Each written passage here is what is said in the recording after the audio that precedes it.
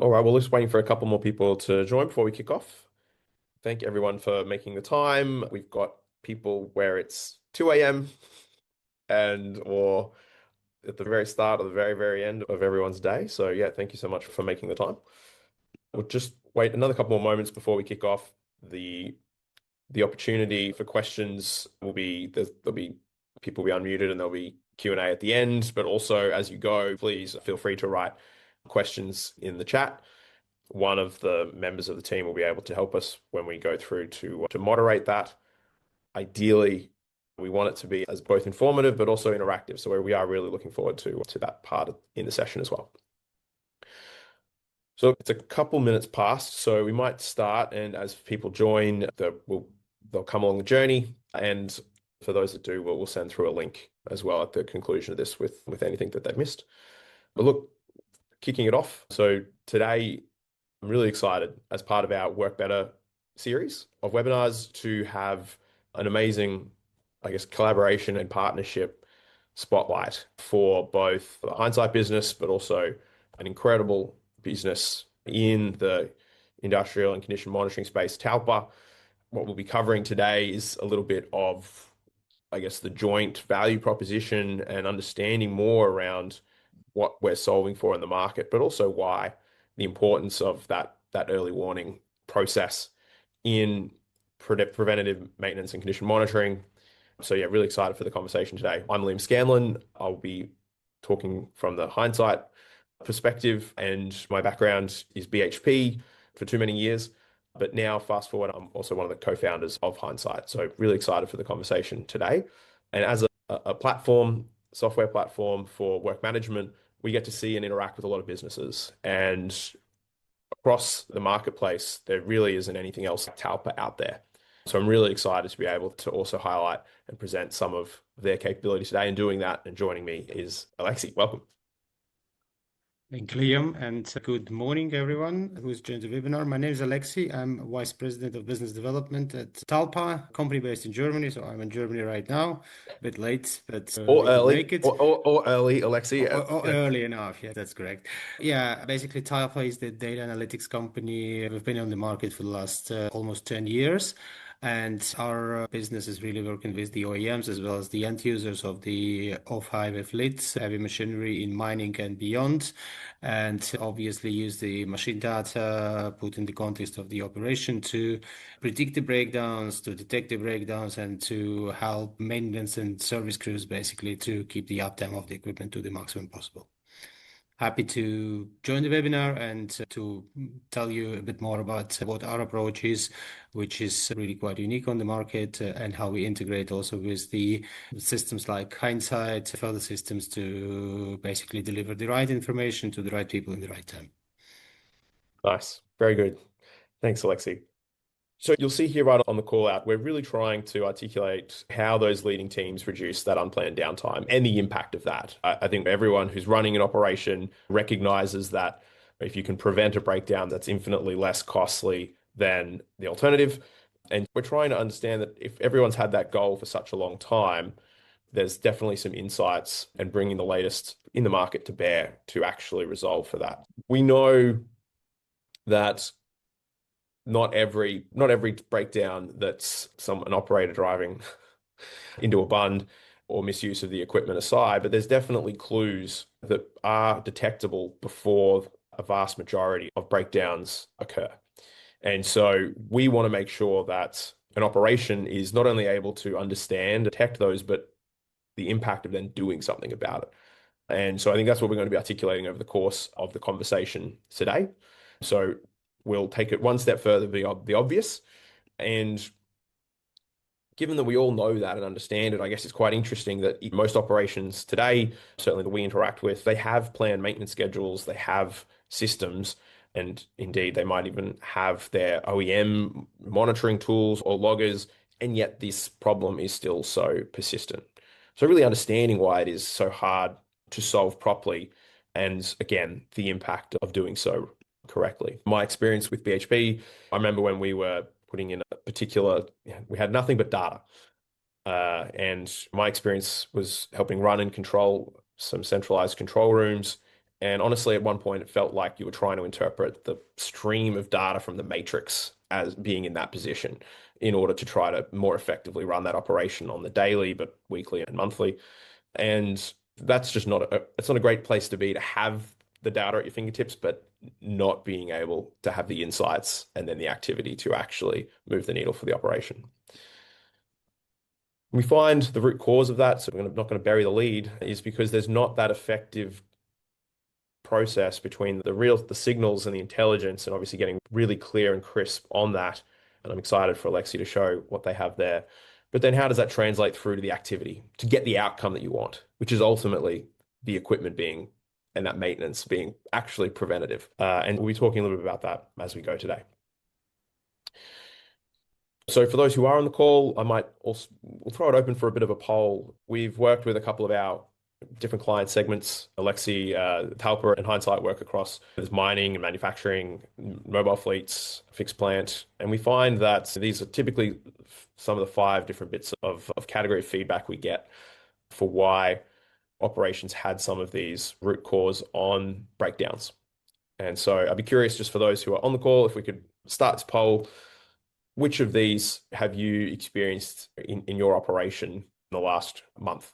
We do collecting that data from not just to use here on the call, but certainly from our other clients to really understand what some of this we're trying to solve backwards from.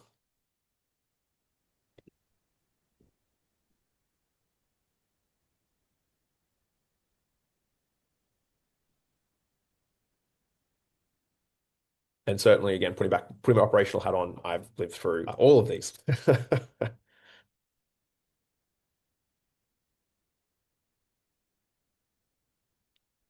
Alexi, if you were a betting person, which one do you think is the most common?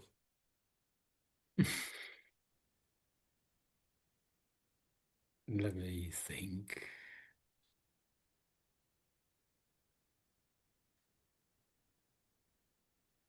I think the second one, probably. Okay.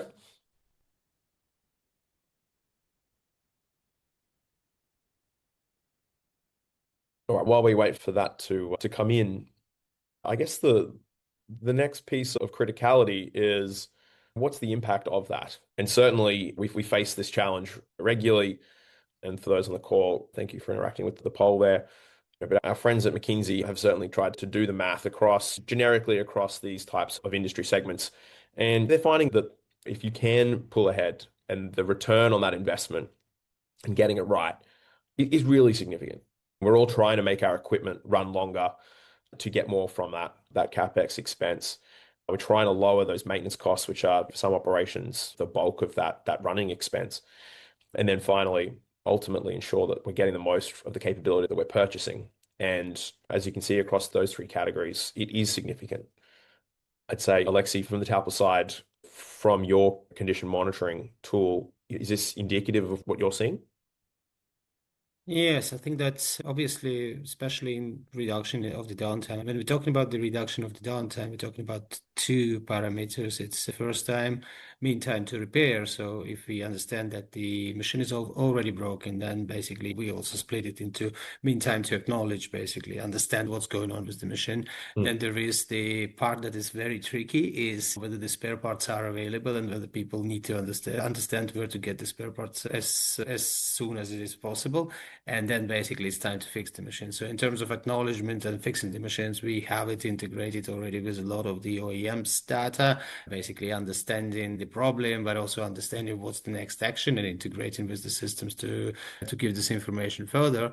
But if we have enough data, if we work long enough with the particular site, we can also, because our data is kept forever since the machine is integrated, we can also run the long-term analysis to understand what's your most possible or most common breakdowns. How's your inventory of the spare parts correlating to what you've seen in the machine? What's your strategy for procurement and so on? That's also contributing to reduction in machine downtime.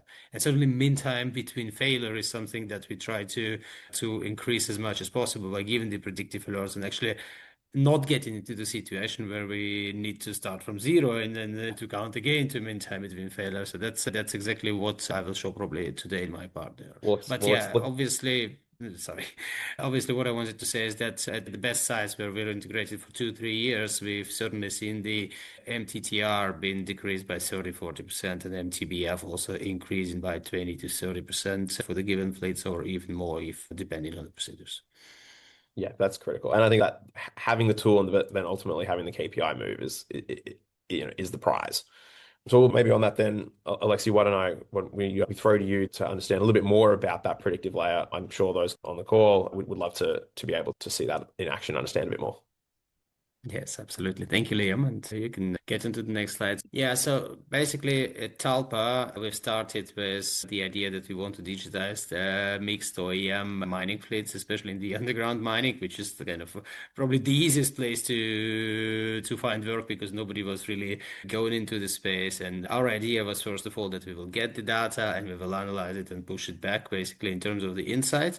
But very soon we came to the conclusion that the data that we're getting from the conventional systems is just not enough.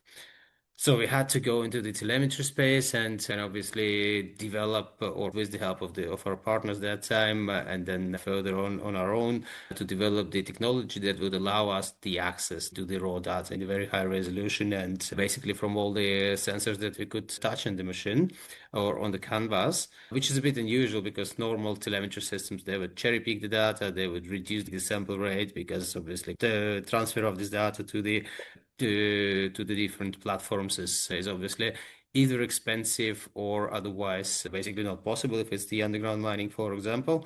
Yeah. So what we do basically is we run the system that works near real time and that would log, compress, and then forward the data every 5 to 10 minutes, but then giving the access to hold the data set on the machine. In the last years, we've also understood that people have the telemetry systems. So change management is a very difficult part of it. So obviously, rather than offering it end to end, we've also gone to the options, for example, of giving the license for the update of the existing equipment, for example, to turn them into high definition data loggers, or even sometimes, and that concerns when we're working with the OEMs, for example, that would have 1,000 plus assets already on the market. It's difficult to track all these assets. Some of them do not have the fly over the air opportunity, or they don't have the access to these assets, but they still get in the data. So basically, we developed the models that would work maybe with a lower scope, but still would give a lot of the predictive insights. Yeah, And so then you're working obviously, so you're working with the OEMs or the asset owners and operators, depending on whatever that equipment happens to be. this is correct, right? Yeah, So great. OEMs, of course, is the big multiplier for us. We have a few global OEMs as our partners who are using our platform and white labeling the solutions further on, and also developing all the new business streams with this. But of course, we work a lot with the end users because we think that end users are also a mover on the market. The most innovation need is coming from them. And obviously, we have the opportunity to connect the mixed fleets on the platform as well. Yes. Yeah, basically, and this data is then, no, can you just come back Oh, to the last one? So this data is then basically pushed through the AI or machine learning models. 3 years ago, we didn't know what generative AI is, so we talked about the machine learning models, but meaning AI as well. And obviously now we merge the machine data and the contextual data and the text data that we're getting that in forms of warranty reports, manuals, and so on to basically to track the maintenance needs and also to give the output to the users in the human readable language because we don't want to hope that only the technicians will understand it. We actually we want to work with any level of qualifications of technicians and give the human yes. readable information further on. Yes, you can go to the next slide. Thank you. So basically, if we catch the problem sooner, what happens is that we really aim to give this information based on data to the right people in the right time to basically to actually prevent the breakdowns before they happen. And obviously integrate into the maintenance workflows that because we don't want to change the running systems. We could use hindsight, for example, to create work orders and to give it further to the right people, and we can pull the data from somewhere else. So that's works in both directions. And then the insights would be shared, of course, across the teams. One of our main KPIs is the daily active users. We like when people are using the platform. We like when they're looking at it from the different angles and use the information that is provided from, by, let's say, by the different tasks that they perform. But we also think that there is a good synergy between the end users, the OEMs, and their dealers or the service persons. That's why we work with the OEMs and white label the solutions to them and also give them the opportunity to provide this to the end users. And obviously, yeah, we get the problems, resolve them in the plant window and not do the firefighting. Yeah, that's correct. Yeah. All right, this is just a few screenshots of one case of how the system looks like. And if you're interested, then always happy to have the live demo. We have the partners that allow us to use some kind of anonymized information for this. But this is the clear case where, for example, we have seen the anomaly that turned into breakdown. In this case, we analyzed the historical data in 7 hours since the anomaly was registered. In this way, we see, for example, and there's like several signals in this anomaly or in this predictive alert that show us what is the expected behavior of the sensor signal and what is the actual observed behavior of the sensor signal. This model learns on all of the machines that are integrated that might have the same, that might speak the same language basically. So in this case, we're talking about the DPL filter soot accumulation, normal problem for any stage 5 engine that needs to regenerate Yeah. every now and then. So obviously here we have seen that soot is accumulating. It's coming towards clogging where we have to stop the machine and you have to change the filter and to have a special technician from the engine manufacturer side to change it. This problem was observed and then the signal was actually given to the operator. Would have been given if it worked with the data. As I said, this case is based more on the historical data that we've analyzed for the OEM. And next slide. So what we also checked is that there's been messages before that were saying that the filter started regenerating and then the machine was working, so it stopped again and it started and it stopped again. So you can track all the history basically of the sickness that happened with this machine prior to it being down basically. And if as you can see here, for example, we work with Deutz as the OEM on the global level. So in this case, for example, if we give the warning, we also give all the recommendations that they might have in their library basically that concerns this particular case. Yeah, next one.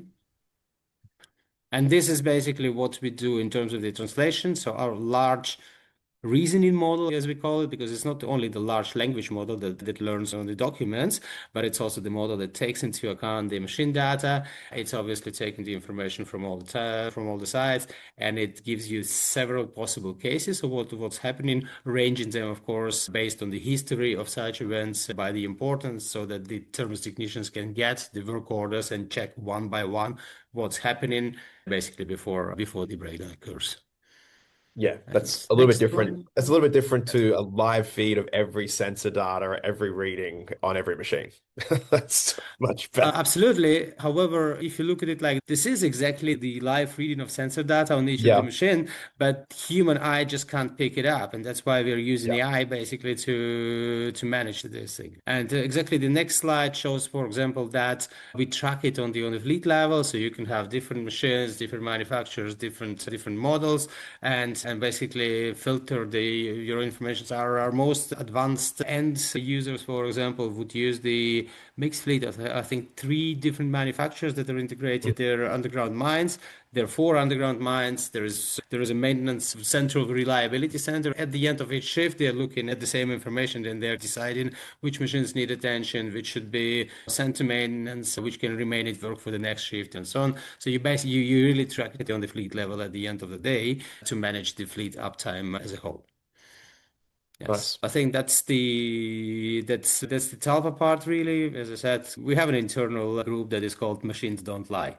And we always need to stress that kind of whenever you have the human interaction, it's always good because you have the subject matter knowledge. But if you want to really get the ground truth, it's very important that you use the machine data. Every mining machine probably that costs you $5 million would have a million worth of technology inside this machine. So it would be a pity not to use it, and we are trying to use it to the most extent. So So then, yeah. thanks, Alexi. As I said, I always love, yeah, putting myself back into the end user from my lived experience, and it's always impressive to see that. I think going back to that execution, I guess, gap, what we found from the clients that we've been working with there is that absolutely the insight layer, as you've described, is just getting so much better. So you guys are definitely that best in class for that.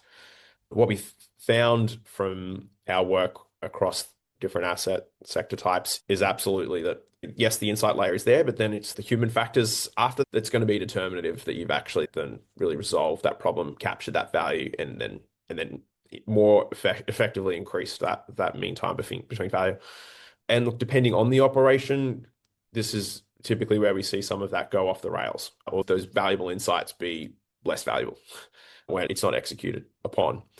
And so for operations that we've interacted with, where they now have this amazing technology at their fingertips, it's still going back to those fundamentals of making sure then what is that correct rectification, and you're then giving it to your workforce.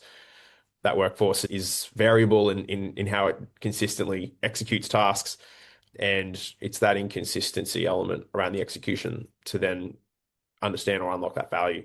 But finally, it's that feedback loop to the insight layer, because you might raise a work order, you have a notification, but you don't then get the visibility on how that work got done. And I think that's what I was really excited from our partnership, is being able to solve the last mile where it gets translated into the feed. And for me, and in my lived experience there, it really is then entirely dependent on that individual and that team.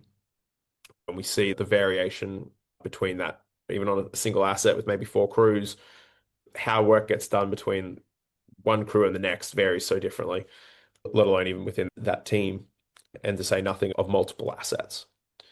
So if we think about closing the loop, from us, we want to make sure that the right trigger action and then the response is clear and executable for the technician of today. And from a predictive tool, raising that alert and opportunity, we know then the work instruction and that structured outcome is really critical. And then we'll cover the feedback loop in a second. But from a hindsight perspective, we've built a frontline work management platform where we want to give guided work instructions to the right person on the job. We'll raise that work order automatically. And we've similarly invested heavily in making sure that this is a fit for purpose frontline execution tool, where we want to make sure that the right process and procedure is obviously there, but that the technician is guided through it. And most importantly, we're capturing that QA as the job is performed. And that has a number of tangible benefits. So while we do a lot in the system, I thought I would just show briefly an example of that. And so here in this normal range piece, we're trying to capture and provide a bit of a dynamic experience for the operator. So based on the inputs they're providing, we can present new information. We want to present that high quality how-to information at the point in which they're following the process as well, which can be photo or video, schematical diagrams, or link back into external sensor systems. And then we're capturing what needs to be there from a QA, but also what we want to put back into the insight layer. Our feedback from teams is that this is one of those more impactful ways to ensure that jobs that aren't necessarily done every day are done consistently well, because you get that visibility layer, you get that continuous improvement feedback loop, a defect loop, as well as if you have multiple people collaborating in the performance of even complex maintenance tasks, you get better traceability and visibility on how that work is performed. So again, similar to Alexi, without going through that into too much detail, we cover that in a lot of our other Work Better webinars, or obviously happy to provide some time to anyone who sees this subsequently to demo it in more detail. But the impact is real. And a great example from our team would be the work with Michelin Mining and their MEMS product. It's a tire sense safety and productivity tool. Basically, we want to make sure that thing is operationalized as much as possible. The uptime is as high as possible, because then those trucks can be made as productive and safe as possible for running those tires as hard as we can. Outcome of working with Hindsight was they put those maintenance and troubleshooting processes into a tool like what you just saw, put it into the hands of our friends in the tire bay who aren't the most technologically adept on a site. And the outcome was that they halved on availability of that MEMS solution across Rio and BHP and Glencore sites. So really operationalizing that last mile, again, to Alexi's earlier example, really moves the KPI on those critical uptime requirements. So without, Yeah, I guess. Go ahead, Alexi. Needless to say, just let me add to that, Liam. The first time that we saw Hindsight and we were thinking about the pilot project, we said, okay, so we have the hardware that needs to be installed on the machines to capture the data, and sometimes we realized that we have the projects on three different continents. So why don't we use Hindsight to basically build a simple workflow and allow our service technicians just to introduce the tool to the local teams that might not be coming from TALPA, but might be coming from the mines, but basically just ease up this process, just like this, but basically providing the information about the hardware installation that will always be unified for every site, and that would allow us not to travel that much, but actually provide the loggers along the workflow basically for the external teams. Yeah. Oh, absolutely. And you highlighted having to use local teams or contractors, and every operation is in that same boat now. We're either having to do more with potentially junior staff or even staff who are obviously new to the operation. Yeah, we've left the era of people being experts at absolutely everything and never leaving a single operation. So, that lived reality means that we really need to absolutely focus on that last mile and putting the right information in people's pockets or at their fingertips and then knowing how that job got done. Obviously, there's an ERP layer inserted into this feedback loop for clients, but ultimately, again, we're trying to highlight that 1 + 1 = 3 when you are trying to move the needle for ultimately reducing breakdowns. And that verified completion has an added benefit of not just making sure that it's done consistently well or enabling that person, the technician in the field, of the tough ask of okay, great, now solve it. But also there's the feedback loop back into the insight layer, and that's what I get really excited about. So I thought from what we've covered, just as briefly as we could, certainly some questions worth asking yourselves on this call. And again, I put a call out for any other questions from yourselves from a Q&A perspective, but for yourselves or those in your operations, asking yourself some of these five questions. And we really want to make sure that if we're highlighting opportunities, or the answers to some of these questions are, I don't know, or it could be done better, or it's done variably between my operations, then I think there's definitely an opportunity to ultimately scratch down the surface and we can probably move the needle on that availability. For me personally, and again, the teams I've led, even recognizing that gap between alert to resolution, the sooner you can do that, then you are actually affecting the efficiency of that operation. And then finally, just because someone has clicked the box in the ERP that the job was done, how confident are you that job was done well or to what standard? And how do you know if there was a variability in how that job was performed? That's where we're really making a difference out on site. All right, so look, I might pause it there. So thank you so much for, I guess, coming through that together. And Alexia, I really appreciate the sharing and the candor. I know you used anonymized data, but again, I always love seeing your solution. It's something I wish I'd had back in the day. I won't mention the particular solution that we were forced to use, but it rhymes with schmelth, and it was not great. Of course, OEMs are trying to white label what you guys have. I see if I can see if there are any questions in the chat, please put them in. Otherwise, we were good enough to, I think we had only 100 people or so sign up for the webinar. We asked a few of them for questions for those who couldn't make it. And then finally, going back and looking at our broader poll results for those that were interested. Yeah, Alexi, it really was the biggest impact was exactly that, going back and not knowing how that work actually got performed for ultimately the root cause on whether or not that breakdown was prevented or not. Okay.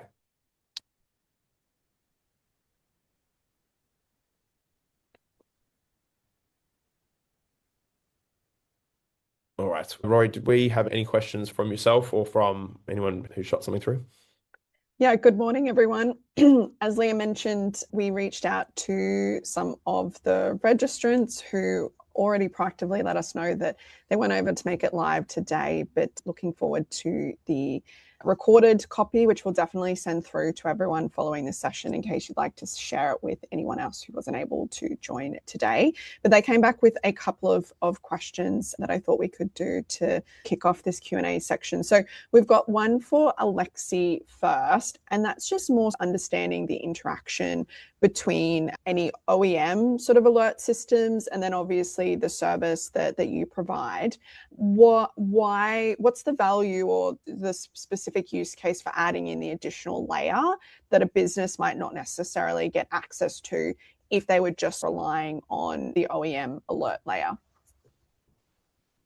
I mean, first of all, I must say that OEM do a great job in defining the mass of the cases that might happen with the equipment, and this is their knowledge, and this is where we trust their knowledge basically to do. What we see is that basically, and that's reasonable. That obviously the OEMs are designing their system for all of the conditions that might happen in the world, but we have the site-specific conditions. We might have the plus 50 and minus 50 for the same type of equipment that is working. We might have the road conditions that are different, vibration and so on. So what we are trying to do is we're trying to understand whether we can intervene on a sensor level before the breakdown happens, before the threshold is actually hit, before we have the warning and before we have the error. So if it's possible, then we basically run the model that would tell us early enough, okay, the situation is running like this. So let's say, for example, and also our models, they take this situation basically as a whole. So say, for example, if you have the low voltage on your electric motor that rotates the fan that cools down the hydraulic system, most probably you will get the information about the hydraulic system overheating after some time that it's not cooled. What we are trying to do is we are trying to understand, okay, so we have three different sensors or two different sensors. If the movement sensor for the fan is not there, we have the low voltage, we have the temperature rising, and we have the cases that we trained the model on that would say that if this situation continues in 3 or 4 hours, we will have a breakdown. So this is what we're trying to flag actually, when we're going into the sensor data rather than the normal data. Even the overheating and stopping the machine in the right time would still probably help to understand the problem, but the problem already happens. So we're looking at the several hours of the time at least to cool down the system. And if we get at this level, then maybe we're not looking at the several hours. And we all know that depending on the size of the equipment, the several hours of downtime can cost you some thousands of dollars. So that's a reasonable field where we have to get in. And this is why our system basically, and we're using a lot of the OEM data. So if the system is there, if the OEM has already provided the telemetry data, then we can basically, and if they provide the API to our system, we can basically pull it to our platform and then push back the results. So that's also possible. It's just this AI layer that we offer to the others. Yeah. Amazing. And maybe just a follow-up question from that actually came through to the chat. So thank you for adding that in there. On the OEM side, is there anything specific that sort of is required on the machine side? And do you see what additional value could be created from working more closely with OEMs, do you think? Well, I think that first of all, OEMs have invested enough money in the sensors on the machines. They also normally invest in the system that would capture, store, and forward the data. That's also there. And obviously, TALPA's business model evolves a lot around the partnerships with the OEMs, where we white label the solution to the OEMs and they sell it as their solution. Sometimes they don't even sell the solution as it is, because if you talk about solutions, you might think about the software as a service subscriptions whatsoever. What we sell together is these digitally driven services, like one of the most advanced is the service called Uptime as a service that we launched with one of the OEMs here in Europe, where they actually sell the uptime of the machine by the hour, get in exchange the full service contracts with the spare parts and with the professional services included, and they guarantee the uptime to the end users of their machines. This is also possible. I think that's the way how we cooperate with OEMs. What we've also seen, for example, previously from the cooperation with one of the underground equipment manufacturers here in Germany, is that they were sending the machine underground and they've never seen it again. They could never understand whether it has required service, where did the spare parts come from, and so on. The mine was managing everything themselves because they just didn't have the data. And in order to get to the information, and in order to offer more services, which might prolong the lifetime of the machine or reduce time to repair for these machines because they have the subject matter knowledge, we had to establish for them, again, this white label solution that was then offered to the mine. And now, actually, this is the salt mines in Germany that I was talking about. We have around 300 daily active users from both sides, actually, from the OEM side and from the mine side, where they're looking looking at the problems together, whether you need to look at the last 5 minutes of the machine being operating before it broke down, and then you go on the sensor level data and you look at all the graphs that are showing you the sensor behavior, or otherwise they are looking at the long-term perspective and say, okay, we have these machines that are showing already increase in the total cost of ownership, so we might think about the next contract of replenishing these machines or of remanufacturing the engines and sending them back and whatsoever. So there's a lot of things that you can do between the end users and the OEMs when you really have the solution that allows you to get to this level of the analytics. Yeah, and I'll just add to that, which is I think again I love the uptime as a service model, but certainly that the expertise of the OEM, people sometimes they besmirch it because they don't know what it looks like in an operation. But in reality, those OEMs invest a lot of money in creating manuals and documentation and how-to information and relationships with the dealer and the engineering team working with the client side. And we see another pretty clear benefit in improving quality of how-to information or executable processes, even from a troubleshooting perspective, let alone actual normal maintenance tasks, where they do get to leverage their experience across their large client base to ultimately improve the outcome for all their clients in how their machines are interacted with. So yeah, we similarly see a great outcome from that type of OEM partnership approach. Liam, there was a question from a business, and you touched on it a little bit at the top, but it would be great if you could go into a little bit more detail. This business already had a CMMS, which for anyone who doesn't know what that acronym is, it's basically a computerized maintenance management system. And so their question is, I've got CMMS, why isn't that enough? Or how does your system, being Hindsight, interact with the CMMS to manage the actual execution of work? Yeah, so certainly we overlap a fair amount with the CMMS, and some clients put us in lieu of a CMMS. But certainly where we've worked well with those types of systems is, again, it comes down to the execution layer in the field.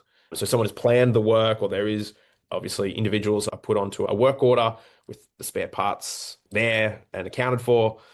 But then the reality is, what are you giving those people on the job and tracking the feedback and the progress and the execution of that work, as well as those feedback loops, the continuous improvement layer back into the process, or alerts, safety or otherwise, to management where there might be issues raised in the performance of that work.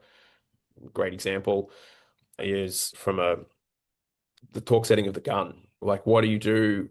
It's not a CMMS issue if an individual isn't necessarily interacting with the equipment the right way, but you still want an internal control layer there to ensure that work is done consistently well and safely. And so that's another added advantage. And then finally, that record of work needs to be really crisp and with its own potentially an approval layer, depending on how the operation wants to run. And then, as we've covered here, the insights from that need to go somewhere. It can be within Hindsight, or it can empower other systems, be it TALPA from back into the insight layer or into other reporting suites. But ultimately, the needle is moved by people doing the 10,000 things they do in a day across multiple teams. That's the real determinative step on how effective and safe an operation is. Fantastic. Thank you so much. Just calling, I guess, last questions in the chat if anyone else had anything to add. Otherwise, we are getting to time, Liam and Alexi. So unless there was any sort of final comments that you wanted to add today. Yeah, Alexi, what's the best way for people to reach out to you and the TALPA team? And absolutely send me a message in the LinkedIn. I think this is the easiest way to get to anyone today. So, the name is written as it's written here. So send me a message in the LinkedIn.